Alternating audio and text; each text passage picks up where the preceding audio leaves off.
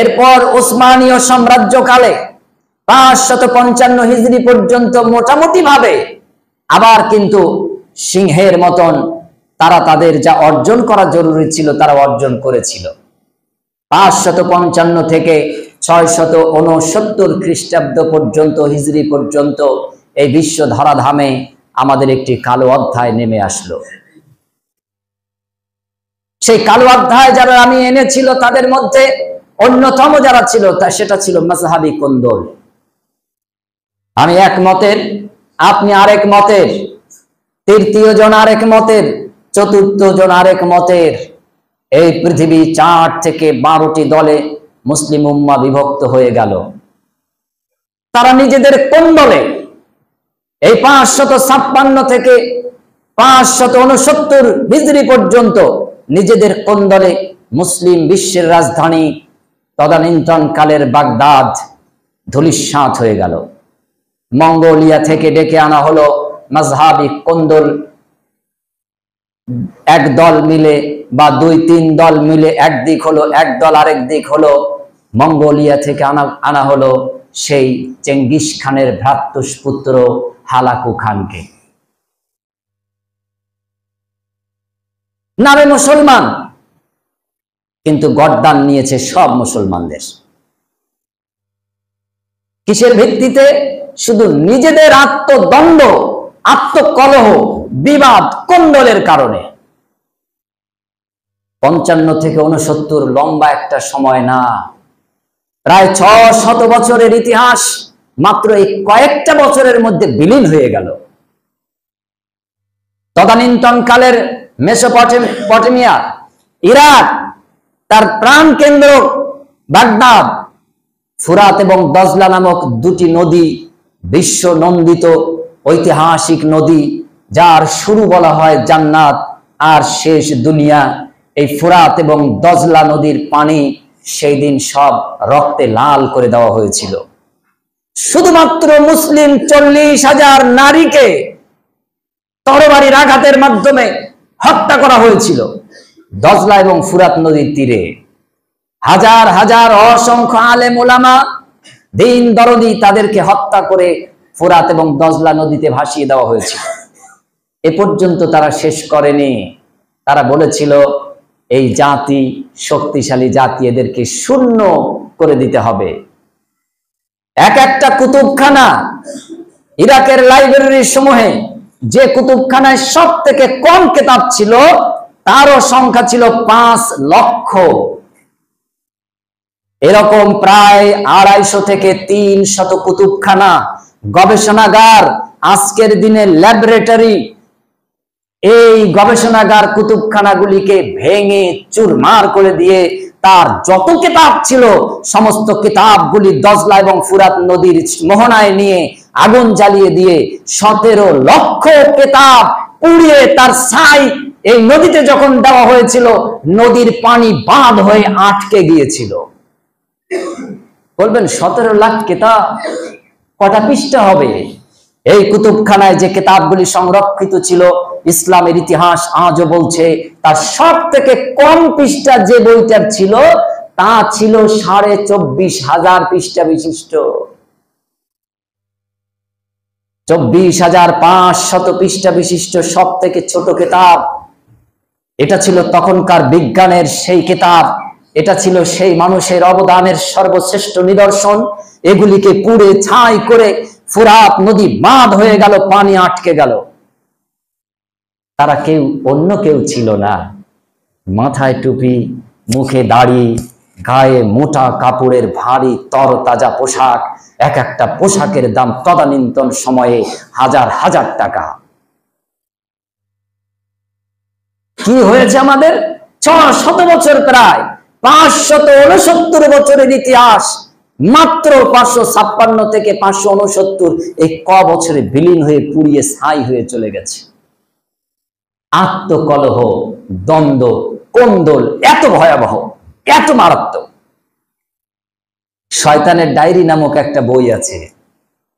এই বইটা ছাত্র জীবনে পড়ে অবাক হয়েছিলাম। তখন ভাবতাম বিরাট মূল্যবান বই, আবার মাঝখানে এসে ভাবলাম না, এগুলি মূল্যবান না। তো সেখানে একটা গল্প ছিল যে শয়তান কিসে খুশি হয়। শয়তানেরও বিভিন্ন আসর বসে, তারও সালিশ বিচার হয়, ওদেরও চেলাবেলা আছে। এভাবে করে একদিন শয়তান একটা মিটিং ডেকেছেন, শুনছেন কার কত কর্মদক্ষতা, এসো এসো এসো এসো, সবাই সবার মতন বলছেন। বলার পরে এক কোনায় একদম শেষ প্রান্তে, বেশি ছোট বেশি লম্বাও না, একদম খাটো মানুষ, হ্যান্ডিক্যাপ মানুষ, অসুস্থ মানুষ, বোঝে কম, জীর্ণ শীর্ণকার। আয় তুমি কি করেছো? বলে জাহাপানা আমি কিছু করতে পারিনি, আমি ছোট্ট একটা কাজ করেছি। বলে কি কাজ করেছো?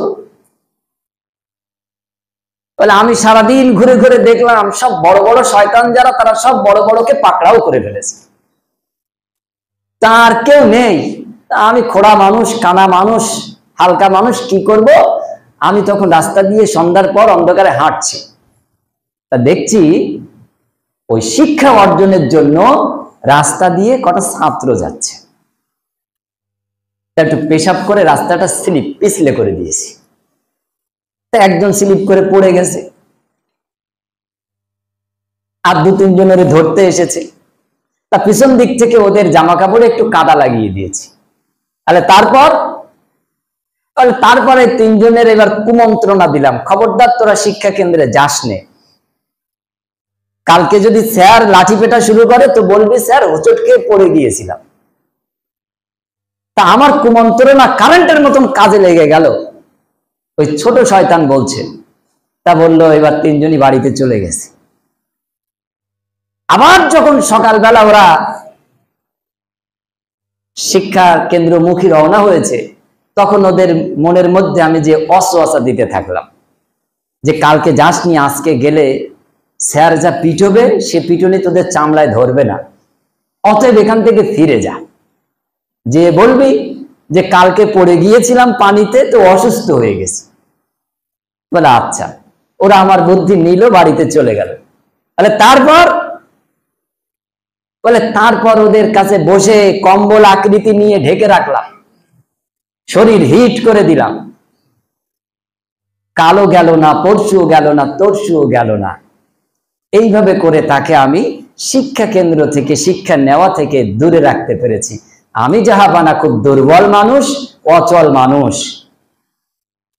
শয়তান ইবলিস প্রধান যিনি, তিনি এইবার উঠে বলল, শোনো আজকের ফার্স্ট প্রাইজ পাবে ওই দুর্বল ও, কারণ তোমরা যা করেছো ও তো 1 ঘন্টার জন্য, 1.5 ঘন্টা 2 ঘন্টার জন্য, না হয় 1 ঘন্টার জন্য, কিন্তু ও যেটা করেছে ওটা এই জাতিকে পিছিয়ে দেওয়ার জন্য কিয়ামত পর্যন্ত কার্যকর।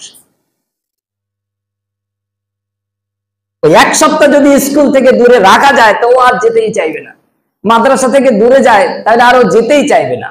আর ও যদি না যায় তাহলে ওর বাপ বলবে আমি ওরে অনেক চেষ্টা করেছি, পারিনি, এই নে গরু নে, হাল চাষ, এই নে ছাগল কিনে দিয়েছে, এটা পোষ, অনেক বুদ্ধি দেবে। আর এখন তো আর ছাগল গরু পোষায় না, এখন সব সেলাই কারখানায় দেয়, সপ্তাহে 2000 টাকা দেয়, 1500 দেয়।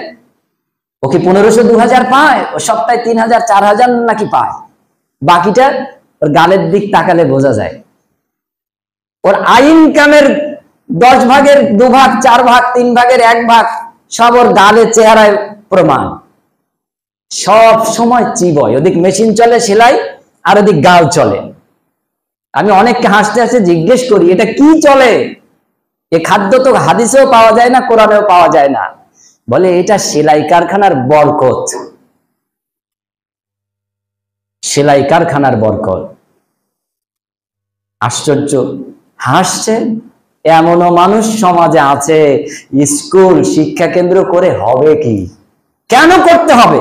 প্রশ্ন, জবাবটা আপনার কাছে দিয়ে দেবেন। শিক্ষা কেন্দ্র করে হবে কি, এ প্রশ্নের উত্তর তো আমার কাছে নেই। একজন আমাকে এই প্রশ্ন করলো, তাই আমি বললাম তাহলে কি করবেন? সিনেমা হল করবেন? কি করবেন? বলছে না তা বলছি না, তা বলছে মাদ্রাসা করেন। আর ওটাও তো শিক্ষা কেন্দ্র। মাদ্রাসা আরবি শব্দ, দারাসা ইয়াদরুসু ফাহুয়া মাদ্রাসাতু। আর বিদ্যালয় এটা বাংলা শব্দ। মাদ্রাসা যেখানে শিক্ষা দেওয়া হয়, শিক্ষা নেওয়া হয়। বিদ্যালয় কি শিক্ষা দেওয়া হয়, শিক্ষা নেওয়া হয়, না অন্য কিছু হয়? কিন্তু আমাদের পরিভাষায় মাদ্রাসা মানে ভিক্ষা কেন্দ্র। ওখানে যে ছেলে পড়বে ও ফ্রি পড়বে, ওখানে যে যাবে বাড়ির সব থেকে নষ্টটা যাবে, ওখানে যে যাবে ছেলে মেয়ে দুটো তিনটা যাই হোক, যার ব্রেন ভালো না সে যাবে, যে বিছানায় পেশাব করে ও যাবে, যে ভালো মেধাবী ওকে মাদ্রাসায় দেওয়া যাবে না। আমি ওই মাদ্রাসা করতে চাইনি। মাদ্রাসায় যে ইসলামিক শিক্ষা থাকে তার প্রত্যেকটা সাবজেক্ট থাকবে, তার প্রত্যেকটা ক্লাস থাকবে, কিন্তু নাম হবে আধুনিক, নাম হবে বিদ্যালয়, স্কুল, যেখানে আপনার বাচ্চাকে পড়ার খরচ দিয়ে পড়াতে হবে।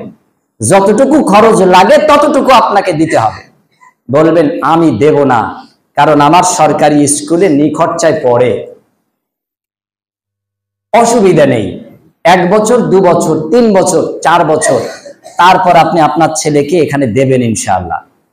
কারণ পড়ালেখার পরিষেবা যখন ভালো পাবে, যখন এই প্রতিষ্ঠানের ছাত্রছাত্রীরা ওই প্রতিষ্ঠানে পরীক্ষা দিয়ে ফার্স্ট সেকেন্ড থার্ড হবে, তখন আপনি বলবেন খোকা আমার ছেলে মেয়েটাকেও একটু দেখো। সেই খোকা মানে আমি না, হয়তো সেটা আর কেউ।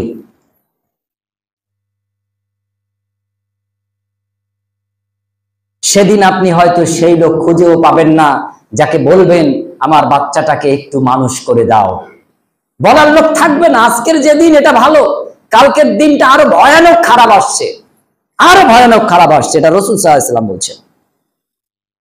একটি হাদিস আছে, যে হাদিসটি এসেছে সহিহ বুখারীর 100 নম্বর হাদিস এবং মুসলিমে আছে 2673 নম্বর হাদিস, এবং মুসলিমের 2 নম্বর খণ্ডের 345 নম্বর পৃষ্ঠা আরেকটি হাদিস আছে। 345 পৃষ্ঠার হাদিসটা আরেকবার শোনেন, আগে শোনেন।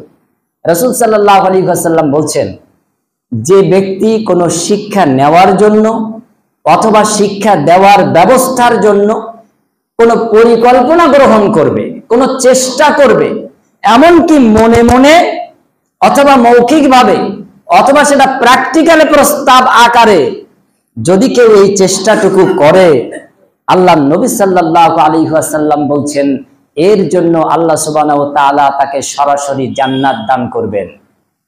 এটি সহিহ মুসলিমের 2 খণ্ডের 345 নম্বর পৃষ্ঠার হাদিস। যদি কেউ শিক্ষা গ্রহণের জন্য অথবা শিক্ষা দেওয়া যায় এমন কোন ব্যবস্থা করার জন্য উদ্বুদ্ধ করে, মনে মনে মৌখিকভাবে অথবা প্র্যাকটিক্যালি বাস্তব গ্রহণ করে, আল্লাহ নবী সাল্লাল্লাহু আলাইহি ওয়াসাল্লাম বলছেন আল্লাহ সুবহানাহু ওয়া তাআলা তাকে এর বিনিময়ে জান্নাত দেবেন। সুবহানাল্লাহি ওয়া বিহামদিহি সুবহানাল্লাহিল আযীম। আল্লাহর নবী বলছেন এই হাদিসের শেষ অংশে, আর যারা ওই শিক্ষায় অংশগ্রহণ করবে, এই পৃথিবীতে তারা যতদিন থাকবে, তারা এই বর্ষাকালে বেড়াক আর শীতকালে বেড়াক, নেওর আর অতিরিক্ত বৃষ্টি তাদেরকে কালিমাযুক্ত কাদাযুক্ত করে দিতে পারবে না। ওদের পায়ের নিচে আল্লাহর রহমতের ফেরেশতাদের ডানা বিছিয়ে রাখা হবে। সাহাবীরা অবাক বনে গেলেন যে দুনিয়ার মাটিতে, পাহাড়ে, পর্বতে আমরা হাঁটাচলা করি, এখানে রহমতের ফেরেশতাদের ডানা বিছানোতে কি উপকার আছে? আল্লাহর নবী সাল্লাল্লাহু আলাইহি ওয়াসাল্লাম বললেন, এই রহমতের ডানা বিছানো যে ফেরেশতা তোমার জন্য খেদমতে রয়েছে, তুমি শিক্ষা অর্জন করা মাত্র জান্নাতের মধ্যে পৌঁছে যাবে, আর ওই জান্নাতের ভিতরে তোমাকে এই রহমতের ডানা দিয়েই পরিষেবা দেওয়া হবে। সুবহানাল্লাহি ওয়া বিহামদিহি সুবহানাল্লাহিল আযীম। মসজিদ অনেক ফজিলতপূর্ণ। এবার দেখেন হাদিসে রাসূল সাল্লাল্লাহু আলাইহি ওয়াসাল্লাম কি বলেন। আল্লাহ নবী সাল্লাল্লাহু আলাইহি ওয়াসাল্লাম তিনি বলছেন যে একজন মানুষ তিনি ঘুমিয়ে আছেন, আরেকজন মানুষ তিনি ইবাদত বন্দেগীতে লিপ্ত আছেন। সূর্য অস্ত থেকে সূর্য উদয় পর্যন্ত একজন মানুষ অবিরত নামাজ পড়ে চলেছেন, সালাত আদায় করে চলেছেন সারা রাত 12 ঘন্টা ব্যাপী। আর একজন মানুষ অপর প্রান্তে ঘুমিয়ে আছেন। যিনি ঘুমিয়ে আছেন তার মধ্যে একটু এলেম আছে, বিদ্যা আছে, শিক্ষা আছে, আর যিনি নামাজ পড়ছেন তার মধ্যে শুধু বিদ্যা এলেম শিক্ষা নেই, এই ব্যক্তি সারা রাত ইবাদত করে যা সওয়াব পাবে, ওই শিক্ষিত ব্যক্তি সারা রাত ঘুমিয়েও তার থেকে বেশি সওয়াব পাবে। আল্লাহর নবী সাল্লাল্লাহু আলাইহি ওয়াসাল্লাম বলছেন, এটি মুসনাদ আহমদের হাদিস, একজন শহীদ, শহীদের থেকে পৃথিবীতে মর্যাদা আল্লাহ কাউকে দেননি, তবে ওই ব্যক্তিকে আল্লাহ সুবহানাহু ওয়া তাআলা শহীদের থেকে বেশি মর্যাদা প্রদান করেছেন যে ব্যক্তি ইলম অর্জনের জন্য রাস্তায় বেরিয়ে পড়েছেন। এই ব্যক্তি যদি পথ চলতি অবস্থায় প্রতিমধ্যে মারা যায়, উনিও শহীদের মর্যাদা পাবেন।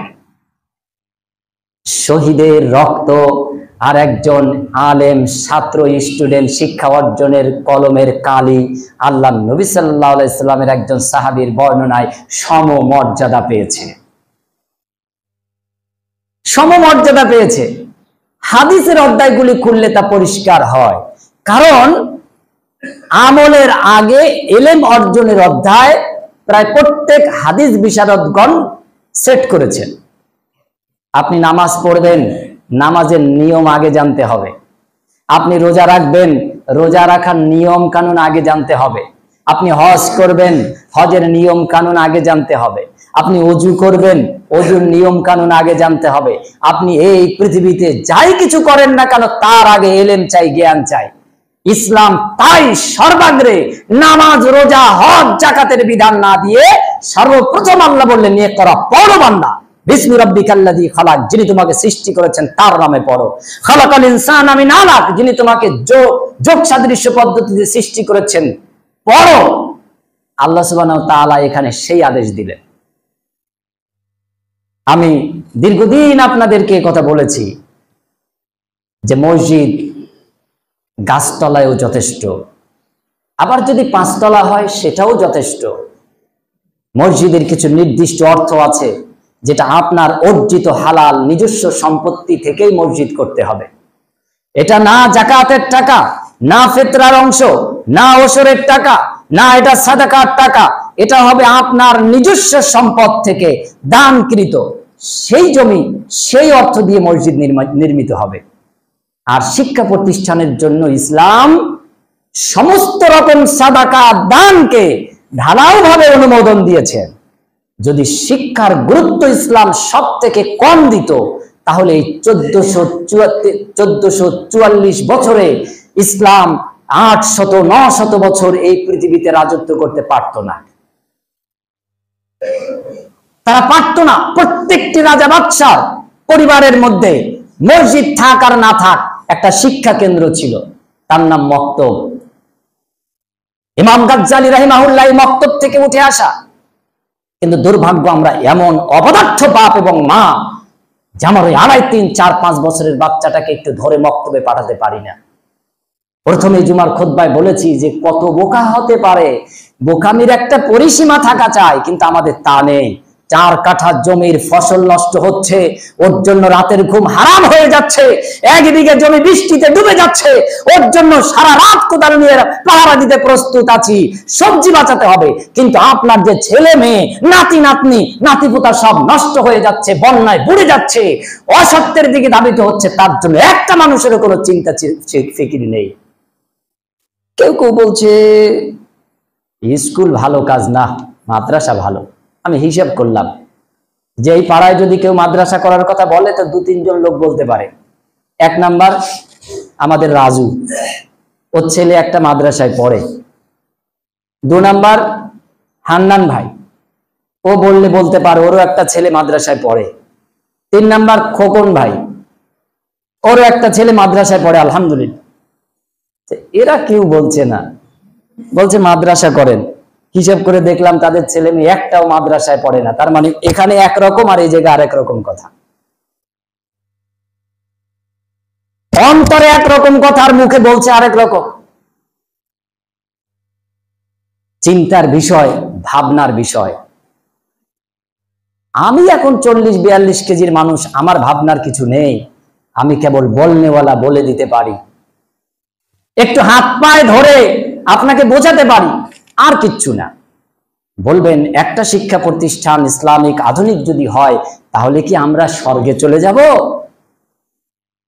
সওয়াবের দিক থেকে স্বর্গ তো হবেই, জাতির দিক থেকে আপনি দায়িত্ব পালনে সচেষ্ট হবেন।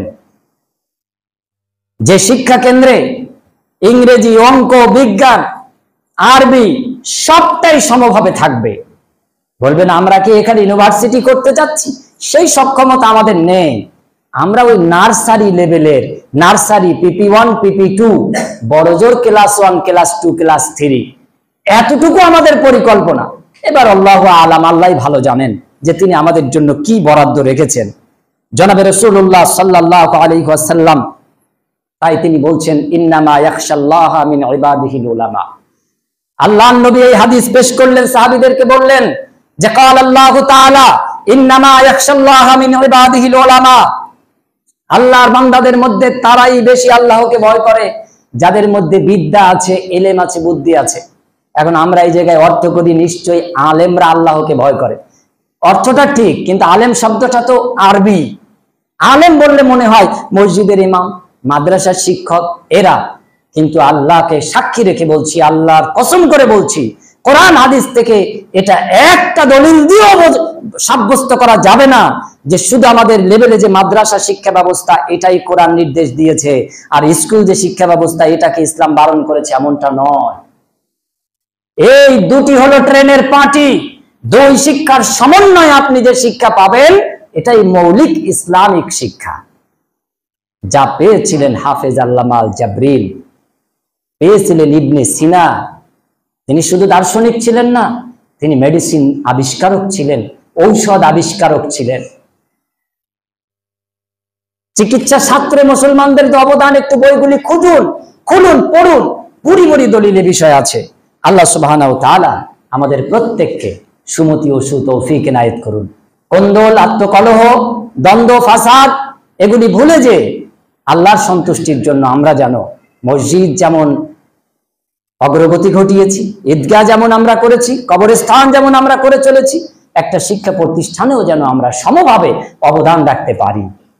আল্লাহ সুবহানাহু ওয়া তাআলা আমাদের সকলকে সুমতি ও সুতৌফিক এনায়েত করুন, আমিন। শিক্ষার কোনো বিকল্প নেই, এই সঠিক বুঝ প্রত্যেকটি অভিভাবক অভিভাবিকাকে আল্লাহ সুবহানাহু ওয়া তাআলা যেন দান করেন। আল্লাহ আমাদেরকে কবুল মঞ্জুর করুন, আমিন। ওয়া আখিরু দাওয়ানা আলহামদুলিল্লাহি রাব্বিল আলামিন।